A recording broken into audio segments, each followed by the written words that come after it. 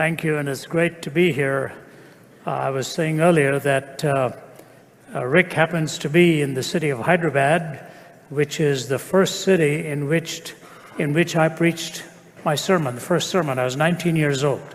At that time, it was a youth preacher contest, and so it happens he's in my homeland, I'm in his homeland, and I was mentioning also that it's because I got first choice. And I'll explain that to you, what I mean by that. You know, the story is told of an Indian who was on a flight and happened to be sitting next to Albert Einstein. And so Einstein said to him, you know, this is a long flight. Let's play a game as we are flying. He said to the Indian young man next to him, I'll ask you a question, and if you can't answer it, you pay me $50. The guy said, this is ridiculous, you're Einstein. He said, no, then you ask me a question, and if I can't answer it, I'll pay you $500. So it's a 10-to-1 ratio. So the Indian figured out he could probably ask at least one question that Einstein couldn't answer. So the game began. So he said to Albert Einstein, you go first. So Einstein says to him, how far is the moon from the earth? And the Indian said, you know what, we're a land of engineers and scientists. I should know the answer to that. But I can't give you the exact answer, so here's $50 to you. So Einstein said, now it's your turn. So the Indian said to Einstein, what goes up the mountain with 3 legs and comes down with 4 legs? And Einstein started to scratch his head, do all the algorithms that he could think of. And finally he said, you know what, I don't know the answer, here's $500 for you. So he looked at the Indian and said, before I ask you my next question, what is the answer? What does go up the mountain with 3 legs and come down with 4 legs? And the Indian went into his pocket and gave him $50.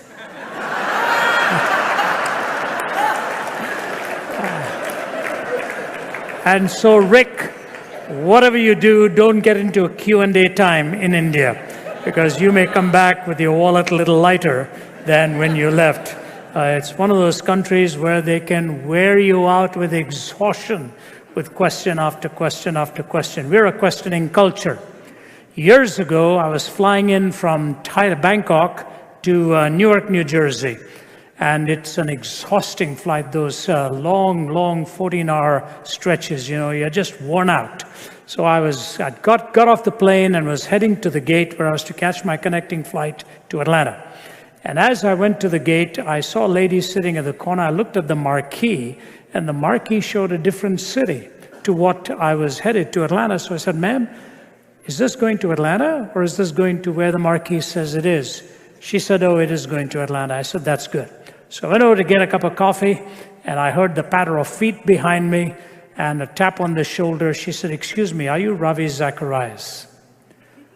I said, yeah, I'm Ravi Zacharias. She said, that is amazing, absolutely amazing. I didn't know you had questions as well. You know, I can't even make up such a story. I thought to myself, do they really think you don't have questions? From the time you toddle around, you have question after question after question.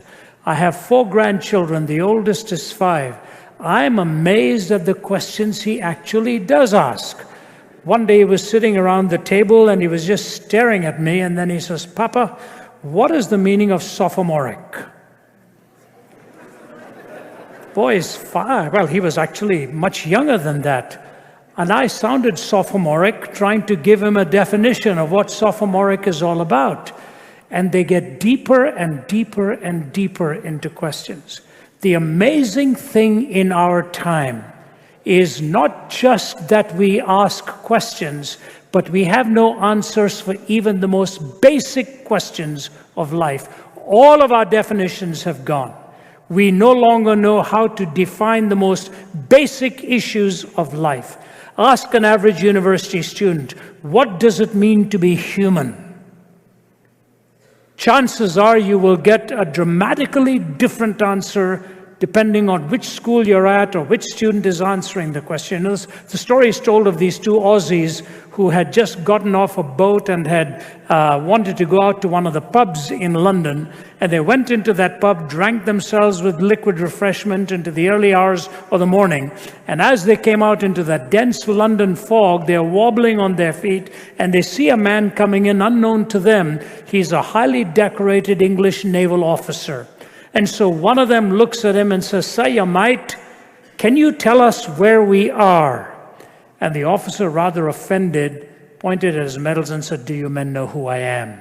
At which point one Aussie said to the other, "We are really in trouble now.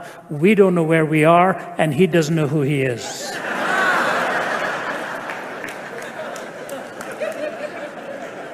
It's a fact. We really don't know who we are. I just finished writing a book, co-authored it with my colleague Vince Vitale. My chapters are dealing with humanism and relativism and all these other isms that E.V. Hill would have said should be wasms. We're dealing with those isms. And I just went across the huge amount of literature in humanistic philosophies. And I marveled at how the very definitions have changed. You go back across time from the Renaissance right now to the postmodern definition of what it means to be human, and you will see how they've gone down that vortex. They've been sucked into the absence of definitions. In fact, about the biggest insult you can pay an average humanist is to ask him or her to really define what humanism is all about. We struggle with these definitions for one simple reason. When we were in the earliest days and the dawn of the created order, there was only one restriction, with all the possibilities, one restriction, not to eat of the tree of the knowledge of good and evil. What does that mean? Do not play God. Don't play God. Don't be the self-referencing point of all absolutes and all definitions. And the temptation was pretty twofold, wasn't it? God said to them, in the day that you choose to play this role, you will die. You will actually demean yourself.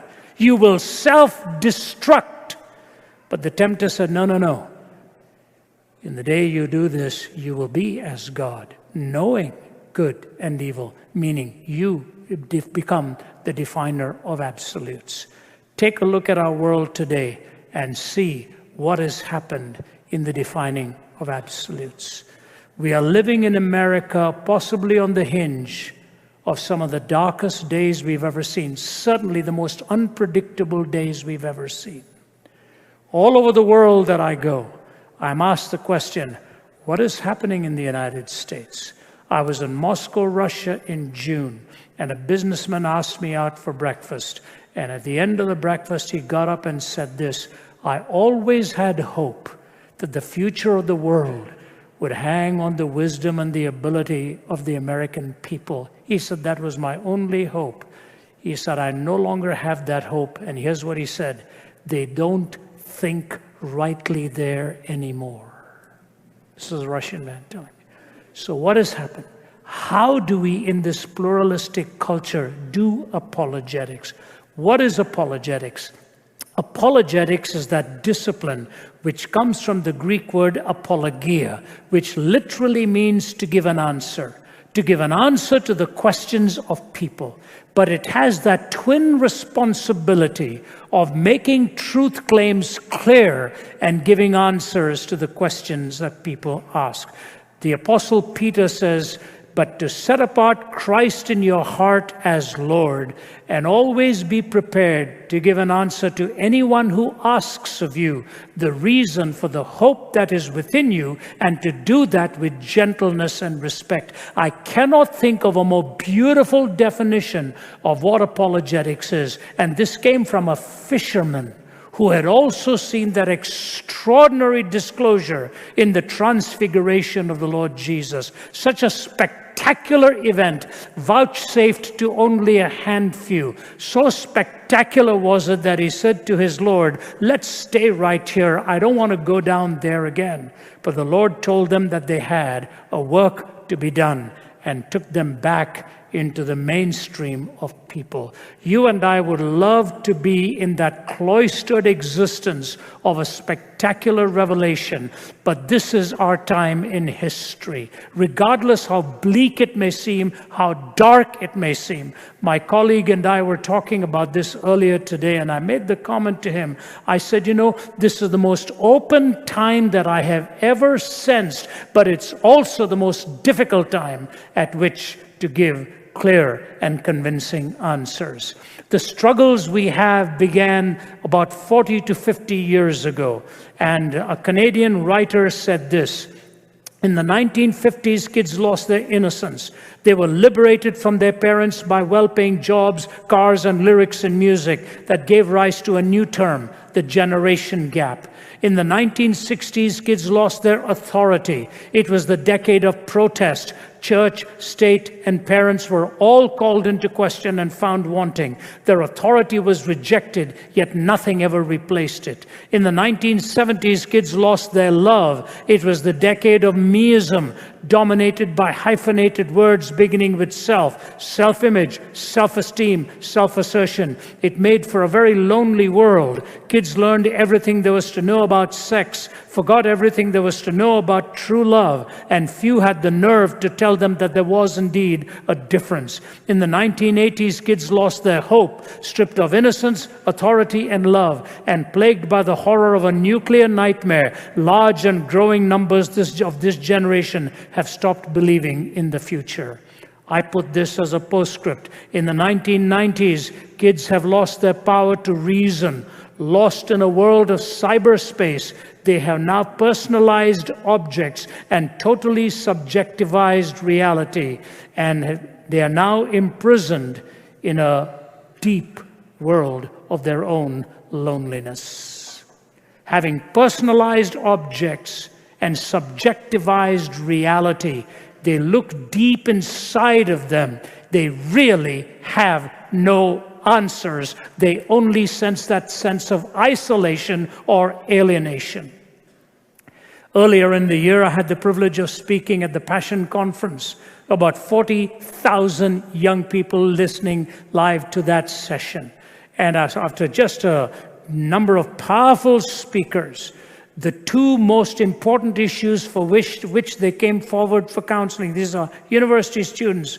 If nobody had told you, you'd never guess. Number one problem plaguing the young that came forward for counseling was in pornography. Number two was in suicide. The first demeaned the other. They ultimately demeaned themselves. And as I hear their voices and hear their struggle, we are living in a world of billions of people, with each one in their solitary world of struggle and questions. You and I believe, if you're a follower of Jesus Christ, that in Jesus alone we have the answers that are correspondingly true to every question raised and coherent when all of the answers are given together. Correspondence and coherence, the two tests for truth. And in the person of Christ, we find those answers to the four deepest questions that bridge the head to the heart. What are those questions? The question of origin, the question of meaning, the question of morality, and the question of destiny. That forms your worldview. Origin, meaning, morality, and destiny. And if you put it all together, you walk on the 2 feet of truth and relevance. What is true in the answers you hold to, and what is relevant in the way those answers are given. And so when Rick so graciously spoke to me about coming and speaking at this Amundson lecture series on apologetics, and to bring to you this message, I've selected as my title, Doing Apologetics in the 21st Century. Doing Apologetics in the 21st Century, which means how do we give answers, and what are the real struggles that people are facing in their lives. I bring to you, there are many ideas I can go through in the first part of it. I'll just break it down to 3. Number 1 is the popularization of the death of God and a strident willingness to live with its ramifications. The popularization of the death of God and a stridency of willing to live with its ramifications. What do I mean by that? Let me unpack that for you. The German philosopher Friedrich Nietzsche, whose father was a pastor and both of his grandfathers were in the ministry, is the one who really popularized the phrase, God is dead. He was a brilliant, seminal thinker, creative thinker. But he came to the philosophical conclusion that God had philosophically bled to death under the knives of the scrutinizing thinker. He used that metaphor.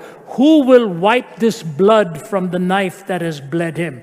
Who will wipe away the horizon? Who gave us the power to wipe away the horizon? Will lanterns have to be lit in the morning hours? He said, is there any up or down left? Are we not straying through an infinite nothing? You see the questions he's raising.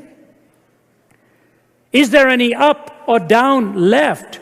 Take a look at the political scene today and ask yourself the question, how often we hear of the 2 poles of right and left. You never hear of the up and the down. And yet that's precisely what Solomon said 3,000 years ago. Everything is a chasing after the wind under the sun. What he really meant was, if you don't get a transcendent perspective, if you don't have that vertical dimension to your life, at the end of it, you'll find it was all a chasing after the wind. Everything became meaningless under the sun, locked in this 3 school years in time. But now we have the stridency of willing to live with these ramifications. Take a look at the writings of our ethicists in our universities and see what it is that we are really willing to live with in our time.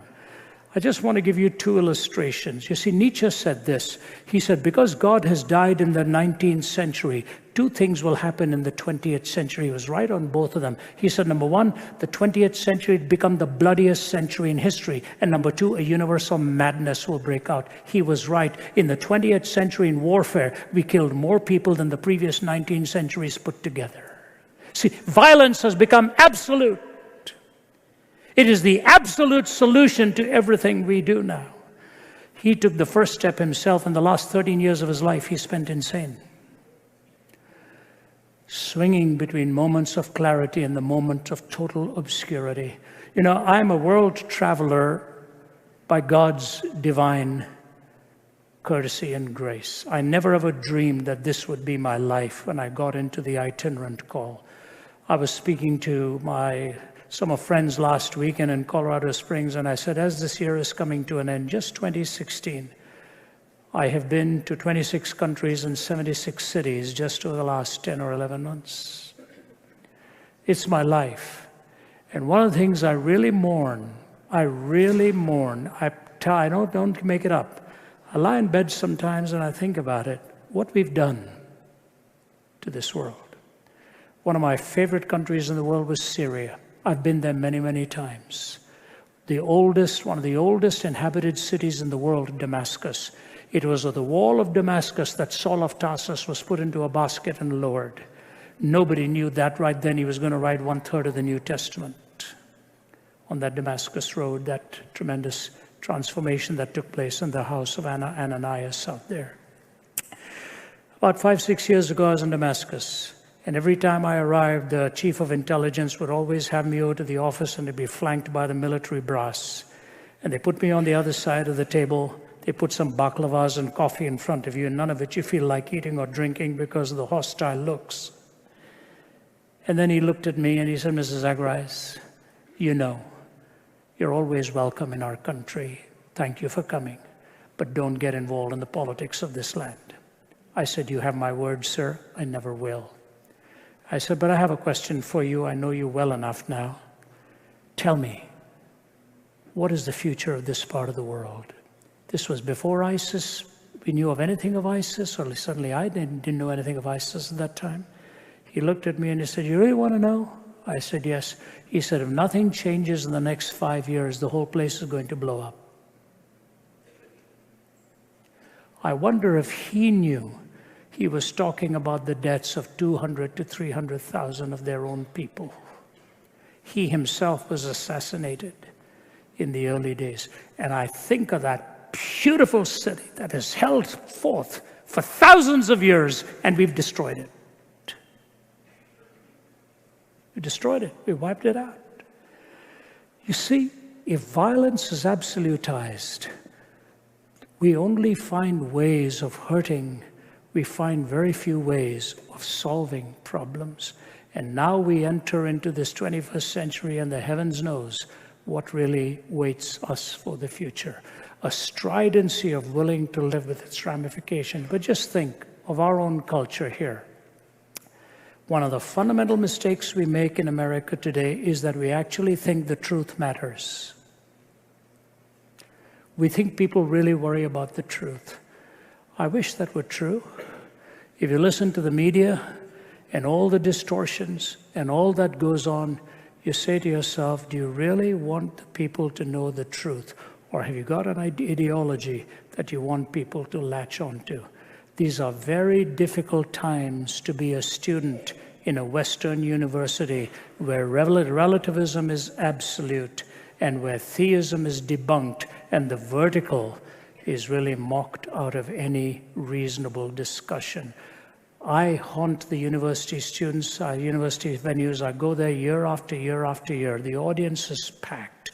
There's a good side to it. I'm painting for you right now the darker side to it. I'll get to the positive side. So number one is the stridency of willing to live with the ramifications of atheism. Secondly, it is the gathering storm of religious pluralism that has disoriented Western culture. It's the gathering storm of religious pluralism that has disoriented Western culture. Ask yourself this question: why are there millions in the world who will give anything in order to make this their home? I was only 20 when the opportunity came to me to move to Canada. My older brother was 22. My father gave us $400 each. It's all the government of India would allow with foreign exchange. And he said, go and make your home there, settle down there, and if all goes well, we'll all come and join you. We had to sit for an hour in front of the Canadian officer interviewing us, asking us all the tough questions. We were moving to Toronto, Canada at that time. And he looked at us and he said, why do you boys want to move to Canada? And I was trying to get wax eloquent and philosophical in this. I thought, what answer is going to work out here? Today, you're not even allowed to ask such questions, but that time they could ask those questions. And my brother, who was 2 years older than me, stunned me when he looked at him and he said, because we think in English. I said, where did this come from? You know what my brother was saying? The value structure that you represent is the value structure to which I want to go. That's really what he was saying. The guy looked at both of us and said, no one has ever answered this question for me this way. We were looking for an ethos where you gained places by virtue of your performance and ability, not by virtue of paying somebody under the table and getting it in the process, which is what we were so accustomed to and so used to.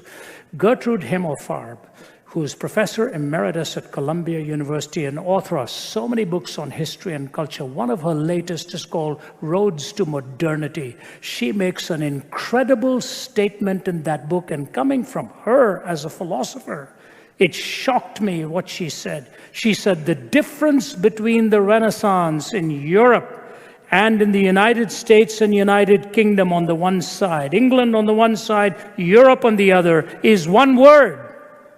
She said for the French philosophers and for the Europeans, rationalism, reason was the substructure on which everything was built. Rationalism, reason.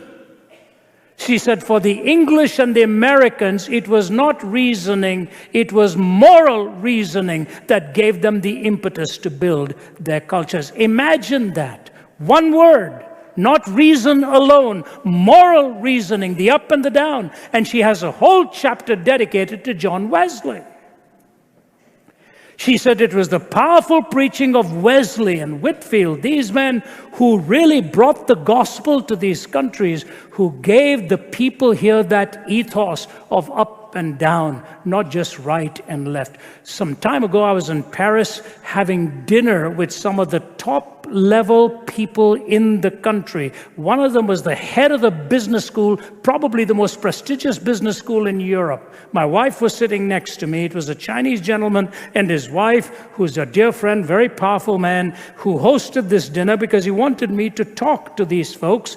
And the head of the business school said, "So you deal in ethics?" I said, "Yes." He said, "We don't teach ethics in our business school.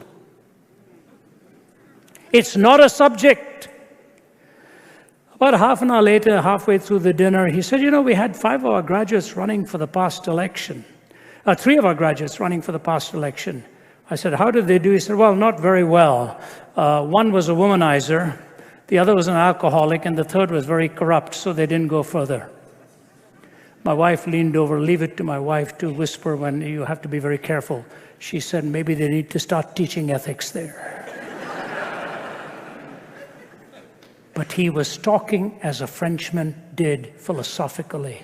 They do not have moral reasoning at the underpinnings in the European world. If you take all of the isms, from Marxism to existentialism and postmodernism, all of these isms have come from Europe because at the bottom of their worldview is reasoning, rationalism.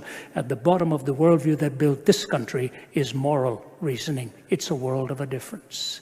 And now all of a sudden the worldviews came across. Maharishi Mahesh Yogi and all of them came with their transcendental meditation, which wasn't very transcendental.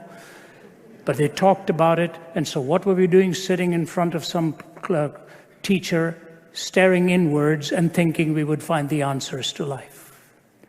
When he passed away, his whole empire collapsed, and most of them are in a courtroom now finding out who owns all the returns. Evidently, the transcendental meditation did not help them meditate on the right things for too long, because he never got to the heart of the problem. The religious pluralism that has come in our time. Thirdly, and importantly, how we have learned now the power to inform through the visual. We learn by the eye gate rather than by the thought gate. William Blake put it in these words about the eyes. Listen carefully, please. "This life's dim windows of the soul distorts the heavens from pole to pole and goads you to believe a lie when you see with and not through the eye." This life's dim windows of the soul distorts the heavens from pole to pole and goads you to believe a lie when you see with and not through the eye. Blake was so right. We are intended to see through the eye with the conscience. Now we see with the eye devoid of a conscience. This life's dim windows of the soul distorts the heavens from pole to pole and goads you to believe a lie when you see with and not through the eye. Think of the thousands of hours in which our young are learning with the eye, not through the eye. There is no conscience to superintend over them. You take complex stories and they are given to us in 30-second or 45-second sound bites, and supposedly we are getting the news. We are really getting more views than the news. The world has changed, folks. It has changed dramatically. Yesterday I was talking to a woman who, for the first time we had made contact, she's quite high-placed in the world of technology. And she said, "Ravi, that instrument that we hold in our hand every morning, every noon, and every night," she's part of a high-tech world right now, working with some of the best cinematographers in this country.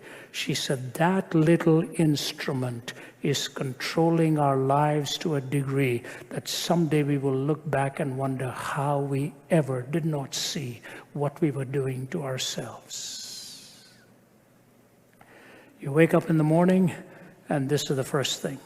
You go to bed at night, this is the last thing. And the invasion of the imagination when you're young is a huge assault. My daughter, Naomi, is a wee little girl. She works in our ministry for the rescue of women in prostitution and children with AIDS. She goes to the streets of Holland and the streets of South Africa and in Mumbai. She will go in with a Bible in her purse, and as she walks in, they know who she is now, and they'll turn that light on for about 10-15 minutes to listen to her. And she will tell you, Dad, when I see these beautiful young girls who've been so marred and scarred in the sex trafficking industry, and now with a heavy dose of makeup to cover all of their heartache and their pain, she said, I walk out of there and I just weep and think, are we really going to let thousands in this deluge wipe themselves out? And she said, it all starts with the image and the pictures. And for the men who come as customers, the average length of an unclad woman that is able to hold their attention is no more than 1 minute.